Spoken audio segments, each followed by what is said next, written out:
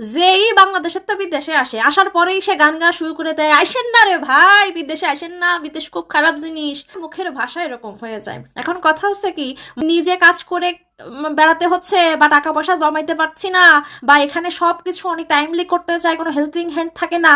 এইগুলোর থেকে সব থেকে বড় জিনিস হচ্ছে নিরাপত্তা, নিয়ম শৃঙ্খলার মধ্যে একটা জীবনযাপন করা, এবং মানুষের যে মৌলিক অধিকারগুলো সেইগুলো ঠিকঠাক মতো পাওয়া।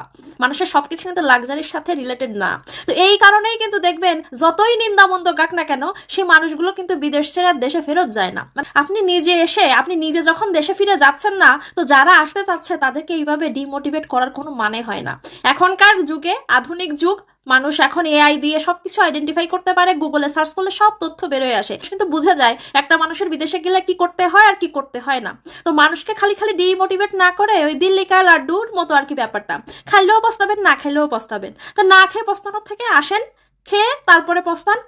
কিন্তু একটা কথা বলতে পারি, একজন সুনাগরিক হিসেবে যতটুকু আপনার পাওনা, সেই জিনিসগুলো আপনি বিদেশে এসে পাবেন। তো যে মানুষগুলো আপনাদের ডিমোটিভেট করছে, ভাই আপনারা আসেন না, তাদেরকে আমি বলবো যে ভাই ডিমোটিভেট কইরেন না, কারণ আপনি যে লোভে আটকে আছেন বিদেশে, যে মানুষগুলো আসবে বাংলাদেশ থেকে তারাও কিন্তু সেই লোভেই থেকে যাবে।